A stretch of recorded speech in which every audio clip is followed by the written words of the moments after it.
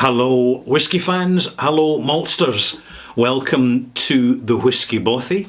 I'm Ralphie and I've been consuming whisky fairly constantly for the last 35 odd years. Although I have to add, it's all been about quality, not quantity. Otherwise, I wouldn't be in such amazing condition, as you can see. Anyway, welcome to review number 1114. That's what it is. And I'm going to review for the first time ever on my channel. This is a new single malt I've never reviewed before from a relatively young distillery from the Kingdom of Fife on the east coast of Scotland. And the distillery is Lindores, located close to Lindores Abbey, which is a historical relic. Not much of it left.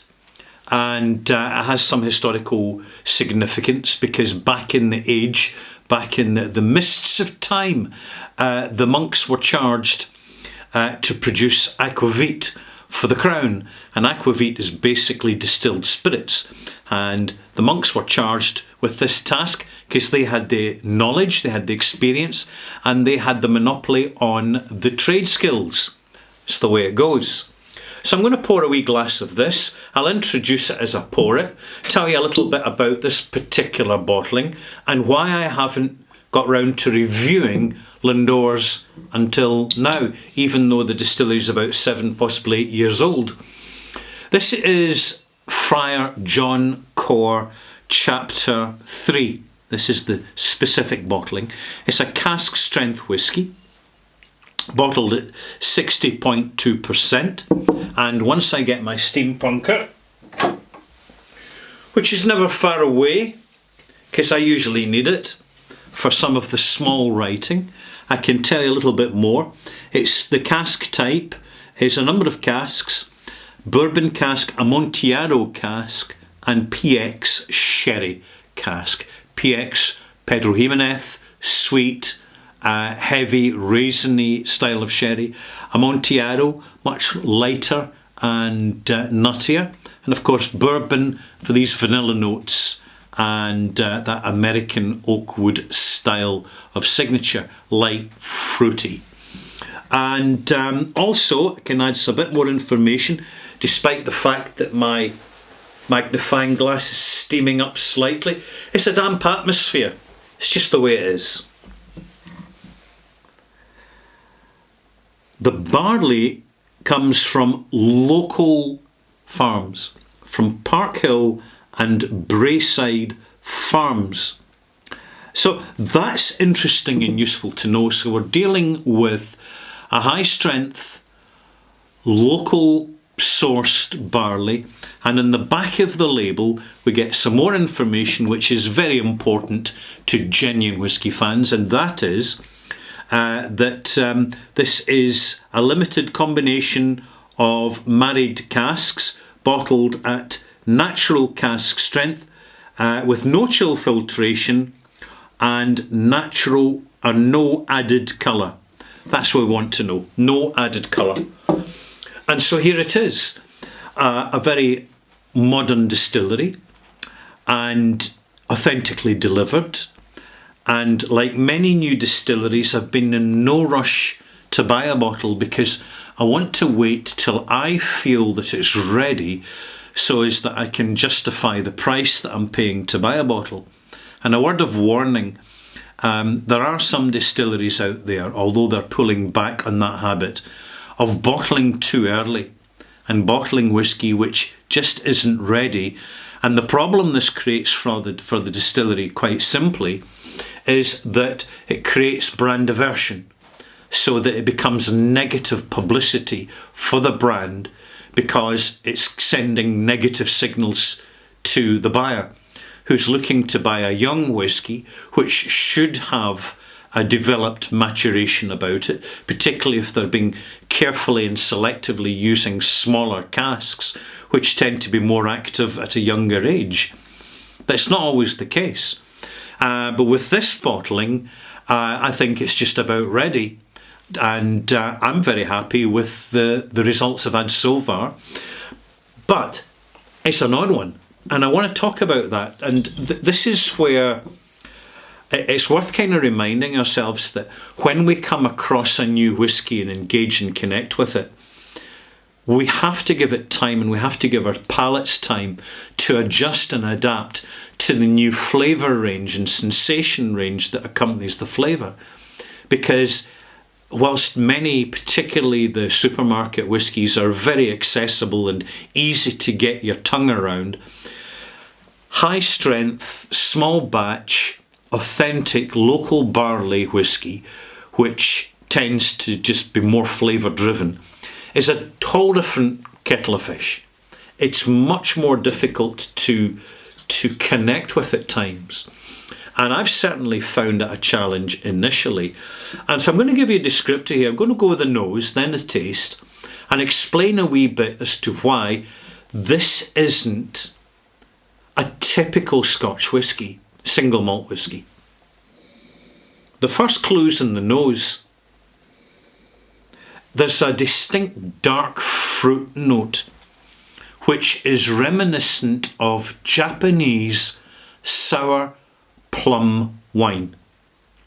If you're ever in Japan, I highly recommend you try the traditional food, traditional breakfasts, because you'll just see how calorie dense the average Western diet is and how bland the average Western diet is when you connect with traditional Japanese cuisine.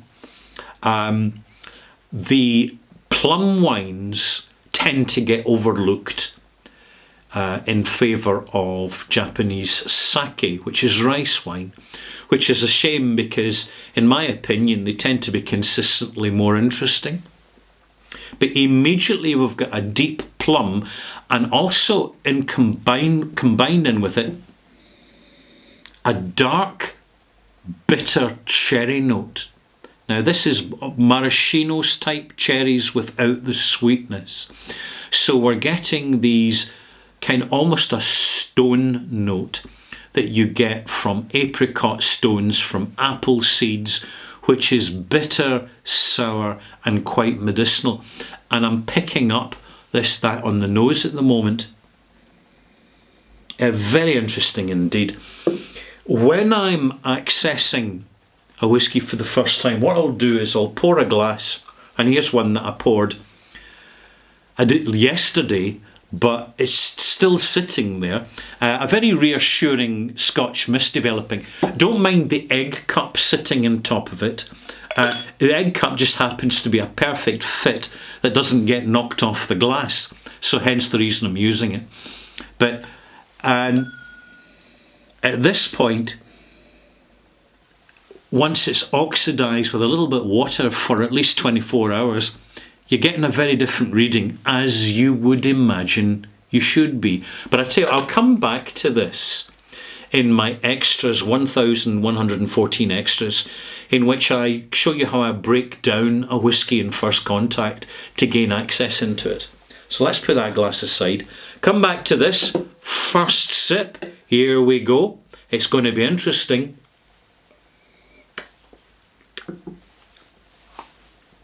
Intense, sour, bitter, not a lot of sweetness, despite the presence of that PX Oloroso cask, which I can see why it's in there. It's actually balancing off what is a very dry, old school single malt.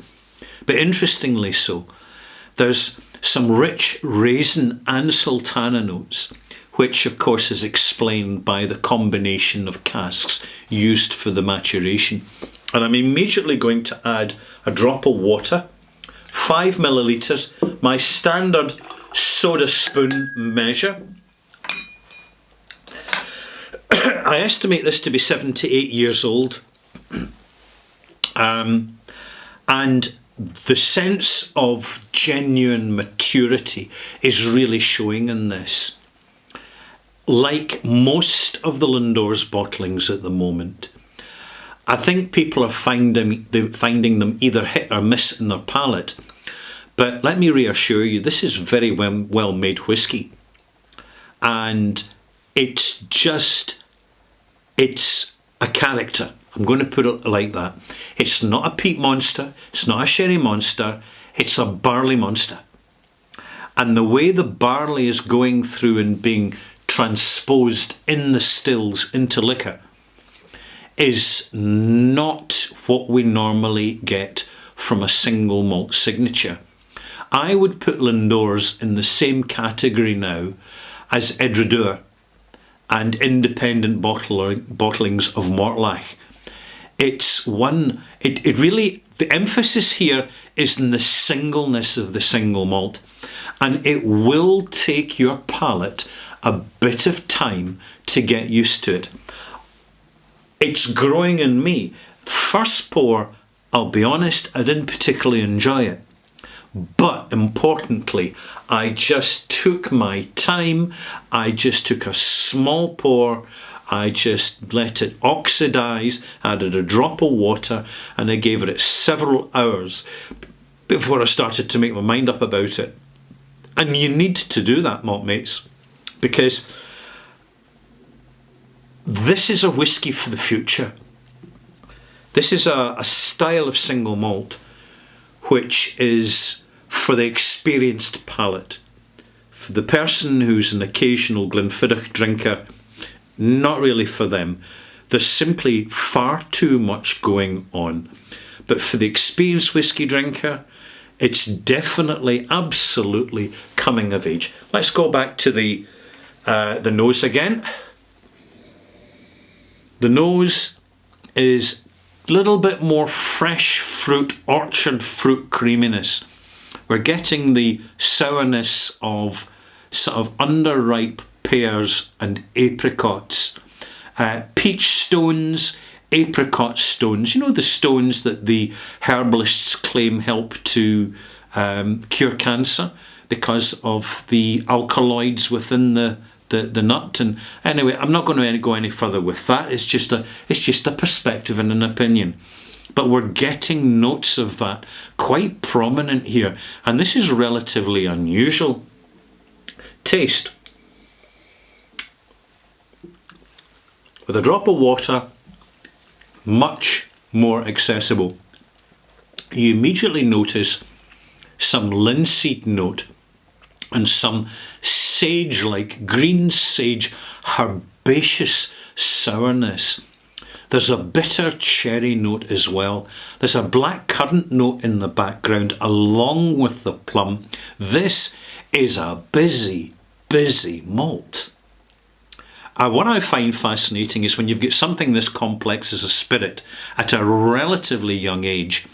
I'm really curious to some of the amazing bottlings we're going to see in the fullness of time when a cask has had much more opportunity to kind of balance out and contain the signature of the spirit, which is not going anywhere fast because it's not light.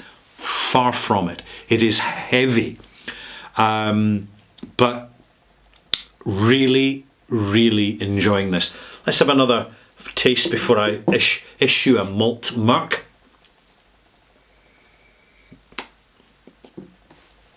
Big, powerful. It's almost getting towards minty, but not quite. Green, herbaceous, sour, dry arrival.